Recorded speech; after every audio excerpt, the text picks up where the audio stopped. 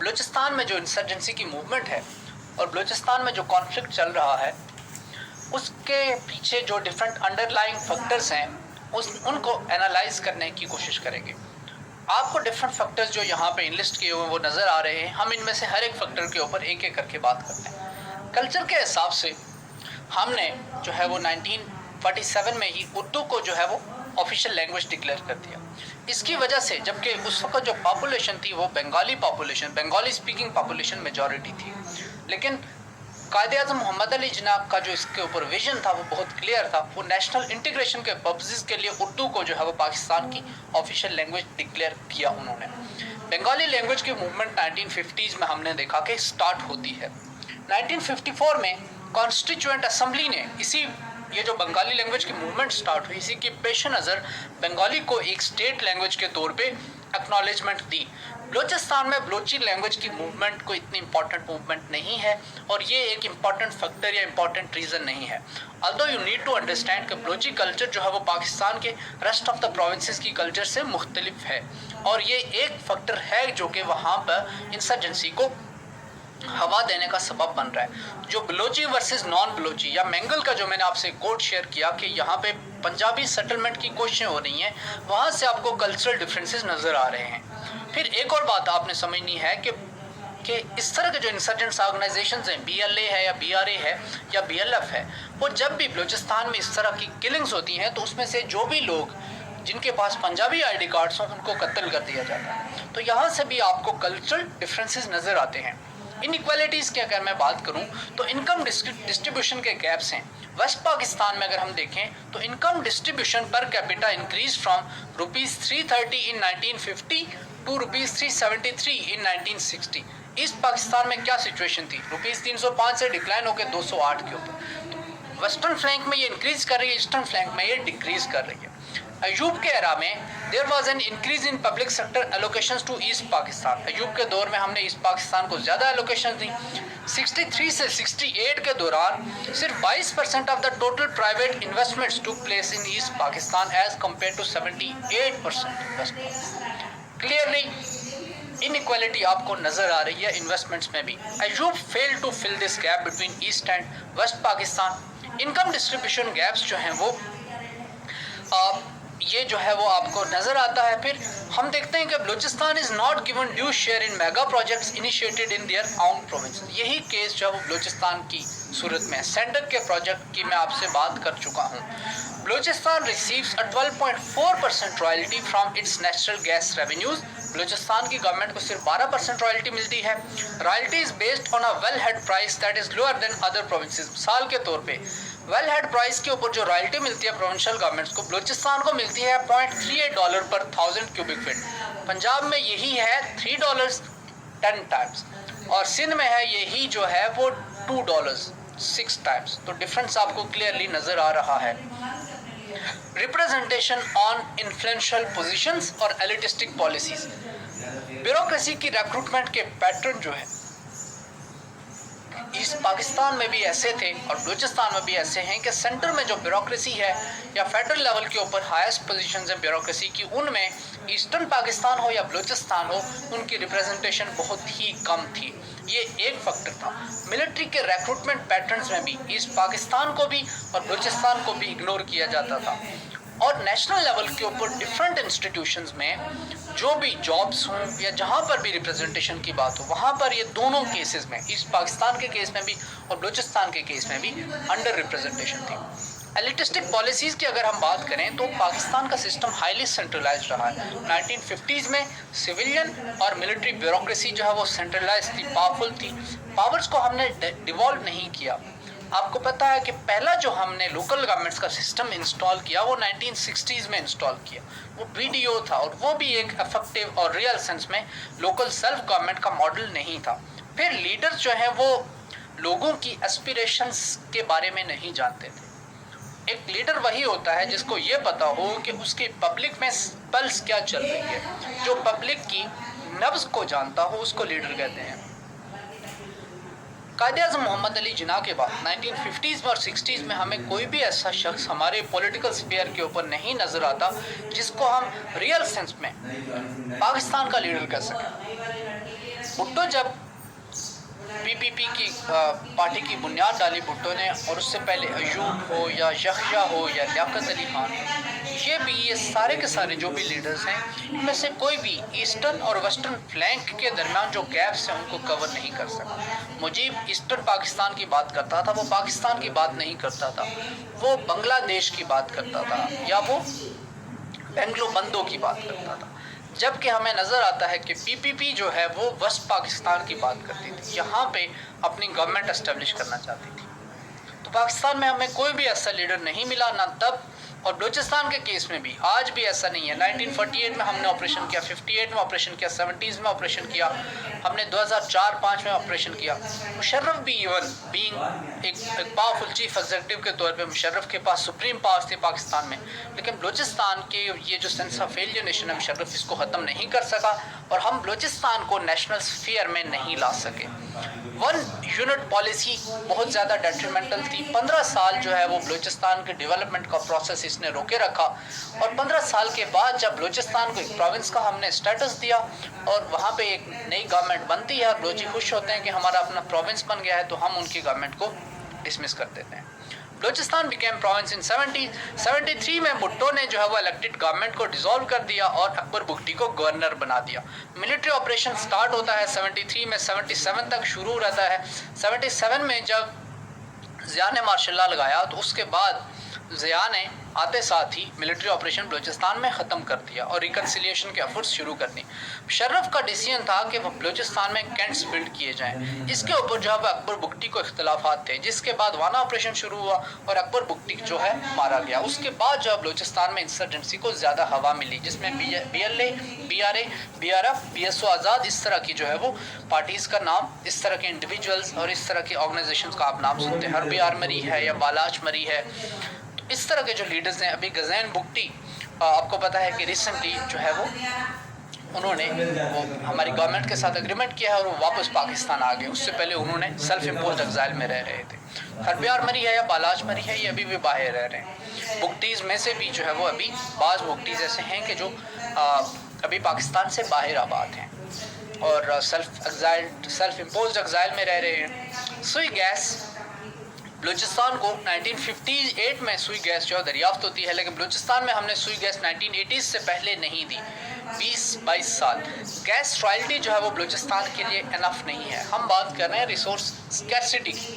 Senator doctor Abdul मालिक Bloch जो है वो BNP के जो प्रेसिडेंट हैं, वो कहते हैं, बलोच प्रेसिडेंट नेशनल पार्टी, इनका कहना है the Balochistan economy is based on agriculture, minerals, gas and fisheries. You know the history of gas. It was discovered in 52 and its supply to other parts of the country began in 1955. It reached Lahore, Faisalabad, Multan, every corner of Punjab, but never reached Balochistan completely. Interesting.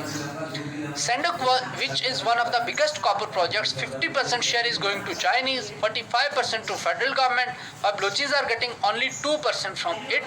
As of for agriculture, Balochistan is 46% of the land of Pakistan and is not getting due share of Indus water. तो इसको water के share के ऊपर भी बलूचिस्तान को जो है वो रिजर्वेशन है। तो आपको नज़र आ रहा है कि क्लियरली ये कोई एक ऐसा इवेंट नहीं है या ऐसी इंसर्जेंसी नहीं है कि जो कि एकदम से स्टार्ट हो जाती हो। इसके पीछे सॉलिड रीजंस हैं। सेंट्रलाइज सिस्टम है, मिसाल के तौर पे efforts of achieving national integration through centralise system. Pakistan में हमेशा से हम ये करते रहे, हमने 50s में भी किया, 60s में भी किया, 1 यूनिट के एस्टेब्लिशमेंट के टाइम पे भी, और अभी भी हम यही कोई करने की कोशिश कर रहे हैं। कॉन्स्टिट्यूशनल इशूज़ और पावर स्ट्रक्चर एक और इम्पॉर्टेंट फैक्टर है कि हमारा कॉन्स्टिट्यूशनल जो स्ट्रक्चर है वो इस तरह से है कि उसमें सेंटर और फेडरेशन ज़्यादा पावरफुल है, और फेडरेशन जब डिसीजंस करेगी प्रोविंसेस के तो फिर मिसाइल पैदा होंगे। कॉन्स्टिट्यूशन ऑफ 56 और 62 इन दोनों में एक स्ट्रॉन्ग सेंटर था, compromising provincial autonomy. 18th amendment के बाद जो है वो प्रोविंशियल ऑटोनॉमी पाकिस्तान में इंश्योर की गई है। अब उम्मीद तो यही की जानी चाहिए कि 18th अमेंडमेंट जो है वो जो टारगेट्स थे इसके, जो इसके ड्रीम्स थे, उनको रियलाइज़ करने में कामयाब होती है, बट ये वक्त ही बताएगा। इस पाकिस्तान में पटसन का आर्ग्यूमेंट था कि पटसन से जो इनकम आती है वो उनसे इस्लामाबाद की सड़कें बनाई जाती हैं। याद रखिए कि इस्लामाबाद को कैपिटल सिटी हमने 1960s में इस्लामाबाद में कैपिटल बनाना शुरू किया। जुल्फ़िकार अली भुट्टो ने डिसीजन किया कि first elected government of Balochistan को डिसॉल्व किया जाए 73 में। ये बहुत बड़ा हिस्ट्री में एक प्रॉब्लमेटिक पॉइंट था। अथॉरिटेरियन पॉलिसी सेंटर ने हमेशा एक्सरसाइज की हैं, चाहे वो मुशर्रफ हो, चाहे वो जुल्फ़िकार अली भुट्टो हो, या चाहे अयूब हो। रोल ऑफ मिलिट्री और मिलिट्री ऑपरेशन का हमने ईस्ट पाकिस्तान में फोर्स इस्तेमाल किया। ऑपरेशन सर्च लाइट शुरू किया मार्च 1971 में। बलूचिस्तान में जो है वो हम use of force time and again करते रहे। 2004 में की, 58 में की, 73 में की, 48 में की। ऑपरेशंस इन बलूचिस्तान 2006 में हमने किया। Military intervention and stay, military intervene करते फिर मिलिट्री को स्टे करना पड़ता है। अब देखें बलूचिस्तान में अभी रिसेंट पास्ट में जब हालात ज़्यादा ख़राब हुए तो मिलिट्री को कई साल लगे वहाँ से इंसर्जेंट्स को कन्फ्रंट करने में। अभी भी बलूचिस्तान में हालात नॉर्मलाइज नहीं हैं। आए दिन हम इस तरह के वाक़यात सुनते हैं। कचकोल अली बलोच का कहना है the people of Pakistan did not get a nation, Pakistan army got a state. अब ये इस तरह का पर्सपेक्टिव है वहाँ पे मिलिट्री इंटरवेंशन के बारे में, क्योंकि कोई भी प्रोविंस नहीं चाहेगा कि वहाँ पर उसी की स्टेट, जिस स्टेट का वो पार्ट है, वहाँ की आर्मी ऑपरेशन करने लगे। Mir Khudabakhsh a clan elder of Marri tribe in Kohlu, इनका कहना है the motive of military action is to capture oil and gas resources of the area. ये भी आपको समझने की ज़रूरत है कि ऑयल एंड गैस रिसोर्सेज को कैप्चर करने के लिए ये ऑपरेशन किया जा रहा है। अंडर डेवलपमेंट, एक्सट्रक्टिव स्टेट के तौर पे हम एक्ट करते रहे, हमने वेलफेयर स्टेट के तौर पे एक्ट नहीं किया। हम मिनरल्स को एक्सप्लॉइट करते रहे, गैस को एक्सप्लॉइट करते रहे, और 80s से पहले हमने बलूचिस्तान को गैस नहीं दी। हम रॉयल्टी कम दे रहे हैं बाकी प्रोविंसेस की निस्बत, शेयर जो है वो कम है उस प्रोविंस का। डेवलपमेंट के बजट में उस प्रोविंस का शेयर कम है। प्रोविंस HDI में बाकी तमाम प्रोविंसेस से पीछे है। लिटरेसी रेट में बाकी तमाम प्रोविंसेस से पीछे है। सोशल इंडिकेटर्स में बाकी तमाम प्रोविंसेस से पीछे है। Then just income and development of Islamabad, jute income, ये ईस्ट पाकिस्तान के केस में, पटसन के केस में जो अवामी लीग जो आर्गूमेंट देती थी, या मुजीब की जो गवर्नमेंट, मुजीब की पार्टी जो आर्गूमेंट देती थी कि जूट की इनकम से इस्लामाबाद की रोड्स को डेवलप किया जा रहा है। कुदरतुल्लाह शाह बिन शाहनामा में एक वाक़या मेंशन करता है जो इंटरेस्टिंग है। उससे आपको थोड़ा सा ये समझने में हेल्प मिलेगी कि हम कैसे अप्रोच करते हैं अपने प्रोविंसेस को। कुदरतुल्लाह शहाब अपनी किताब शहाबनामा में लिखता है कि एक दफ़ा UN की किसी इंस्टीट्यूशन की तरफ से या किसी इंटरनेशनल इंस्टीट्यूशन की तरफ से सैनिटरी के कुछ सामान की सैनिटरी का कुछ सामान आया, और वो सामान जो है वो किसी एड के पैकेज के अंडर है। तो सैनिटरी का वो सामान जब डिस्ट्रीब्यूट किया जा रहा था प्रोविंसेस के दरमियान, या ये डिसीजन लिया जा रहा था किसी मीटिंग में कि इसको कहाँ पे भेजना है या इसको कहाँ पे इस्तेमाल करना है, तो किसी बंगाल के किसी ऑफिसर ने कहा कि हमें भी इसमें से थोड़ा शेयर दिया जाए। उस वक़्त एक हेटर्ड के अंदाज में और एक हकारत के अंदाज में उसको कहा गया कि तुम बंगाली तो खेतों में, खेत खलियानों में जो है वो तुम लोग सैनिटेशन करने वाले या ओपन डेफिकेशन करने वाले तुम लोगों को इस तरह के सैनिटरी के सामान की क्या ज़रूरत है। अब आप ये जो वाक़या है, अगर ये वाक़या सच है तो यहाँ से आप इमेजिन कर सकते हैं कि वेस्टर्न फ्लैंक में जो लोग बैठे हुए थे, जो यहाँ पे एलीट्स बैठे हुए थे, या पॉलिटिशियंस कह लें या ब्यूरोक्रेट्स कह लें, जो भी आप कहना चाहें, वो मशरक़ी पाकिस्तान के लोगों को किस तरह से देखते थे। हमारा ये बात करने का मकसद या यहाँ पे आर्गूमेंट देने का मकसद ये है कि हमने इस इशू को ऑब्जेक्टिवली देखना है। हमने नेशनलिस्ट होना अच्छी बात है, लेकिन दूसरे के ओपिनियन को अप्रिशिएट करना भी इम्पॉर्टेंट है। और जब हम बात करें पाकिस्तान की, तो पाकिस्तान एक आइडिया है जिसमें किसी एक प्रोविंस का किसी दूसरे प्रोविंस से ज़्यादा हक नहीं है। मीर खुदाबख्श का कहना है the local people ask what benefits the exploitation of power resources in Dera Bugti has brought to their lives in past 50 years। 50 साल, 1950 से आपने स्टार्ट कर दिया। लोकल लोग पूछते हैं हमें क्या फ़ायदा हुआ। They still burn wood for fuel purposes and live like nomad। रहते वो आज भी जो है वो nomads की तरह से हैं। Then how would the exploitation of mineral riches from Kohlu benefit the local population in the future? तो कोहलू में जो आप मिनरल रिसोर्सेज इस्तेमाल कर रहे हैं, लोकल पॉपुलेशन को क्या फायदा है? वेयर एज द सुई gas brought an industrial revolution in Pakistan, Balochistan still lakhs an industrial base which is the single biggest cause of unemployment in the province. Population इस प्रोविंस की थोड़ी सी है, 1 करोड़ से थोड़ी सी ऊपर है। Unemployment rates rest of the Pakistan के निस्बत हाईएस्ट हैं। सोशल पॉलिसी डेवलपमेंट सेंटर की 2005 की एक रिपोर्ट में कहा गया कि the percentage of population living in high degree of deprivation is the highest in Balochistan as compare to other provinces. Again to be exact it is 88% in Balochistan, 51% in KP और 49% in Sindh and 25% in Punjab. तो यानी कि पंजाब के 4 times, KP के simply 2 times और सिंध के भी ऑलमोस्ट जो है वो 2 times. Role of foreign hands, Hindustan, Iran, they are not kind. Balochistan की बात हो या मशरक़ी पाकिस्तान की बात हो, दोनों सूरतों में मशरक़ी पाकिस्तान में हिंदुस्तान ने मुक्ति बाहिनी को सपोर्ट किया और खुद भी इंटरवीन किया मिलिटरीली, जिसकी वजह से पाकिस्तान टूट गया। बलूचिस्तान में इंडिया जो है वो सपोर्ट लगातार इंसर्जेंसी को हवा दे रहा है, चाहे वो BRA हो, चाहे वो BLA हो या चाहे वो PLF हो। इंडिया जो है वो यहाँ पर कोशिश कर रहा है कि पाकिस्तान को कट कर ले, to cutting Pakistan to size. Pakistan है 7,99,096 स्क्वायर किलोमीटर, इनमें से 3,47,000 निकाल दो तो पाकिस्तान आधा रह जाता है। एक टेंटेड और म्यूटिलेटेड पाकिस्तान रह जाएगा, क्योंकि लैंड मास पाकिस्तान को या लैंड का जो बैलेंस है वो पाकिस्तान को मिलता है बलूचिस्तान से। रिसोर्सेज और रिजर्व्स, नेचुरल रिसोर्सेज का बेस जो है वो है बलूचिस्तान। बलूचिस्तान पाकिस्तान के लिए इम्पोर्टेंट है। इंडिया ये बात समझता है। बलूचिस्तान लूजली गवर्नड है, लूजली मॉनिटर्ड है। इंडिया इस बात को भी समझता है और पाकिस्तान को बलूचिस्तान में पनिश करना चाहता है। फिर इंडिया ने हमें एक मेहमान भेजा कुछ साल पहले, हमने उसकी काफ़ी मेहमाननवाजी की और अभी भी मेहमाननवाजी कर रहे हैं और आप उसको देख सकते हैं। और काफ़ी खूबसूरत शख्स हैं ये, और इनकी जो टिंड है वो भी काफ़ी इंटरेस्टिंग है। और इनका केस ICJ में भी गया, वो भी आपने फॉलो किया होगा। ये मुक्ति बाहिनी के, देख लें इनको, इन चेहरों को देखें। और बलूचिस्तान में जो आप YouTube पे जाएं, वीडियोस देखें, बलूचिस्तान में जो BRA या BLF उनके जो फाइटर्स हैं वो भी इन्हीं जैसे दिखते हैं, मफलूकुल हाथ, लेकिन एक स्टेट के खिलाफ, एक स्टेट के ऑपरेशन के खिलाफ हथियार उठाए। ज़रूरत इस समर की है कि हम समझ सकें कि हमारे दोस्त कौन हैं और हमारे दुश्मन कौन हैं। ज़रूरत इस समर की है कि हम ये डिसीजन ले सकें कि हमें पाकिस्तान में क्या करने की ज़रूरत है और क्या करने की ज़रूरत नहीं है। ज़रूरत इस समर की है कि हम दूसरों को उनका जो सही हक है वो दे सकें। ज़रूरत इस समर की है कि हम बलूचिस्तान के ह्यूमन डेवलपमेंट के जो इंडिकेटर्स हैं उनको इम्प्रूव कर सकें।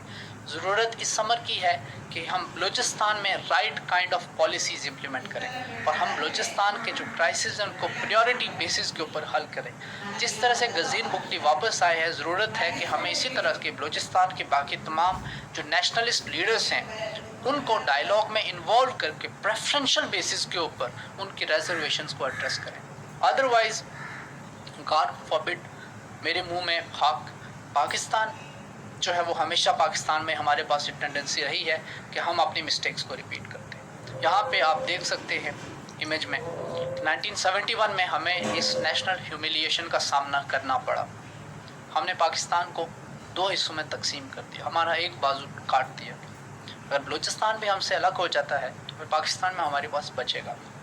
इसी के साथ मैं इस टॉपिक को कंक्लूड करते हुए ह्यूमन राइट्स के एस्पेक्ट के ऊपर ऑपरेशन सर्च लाइट वगैरह, हमने पॉलिटिकल राइट्स डिनाई किए, इन्फोर्स डिसअपीयरेंसेस का इशू भी वहाँ पे रहा।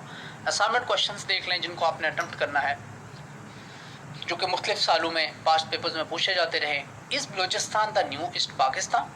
Analyse the parallels between the to.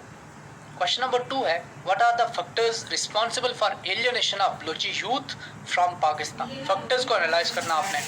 How can Pakistan effectively confront insurgency in Balochistan? हम बलूचिस्तान में इंसर्जेंसी को किस तरह से कन्फ्रंट कर सकते हैं? इसमें आपने DDRR स्ट्रेटजी का इम्प्लीमेंट करना है।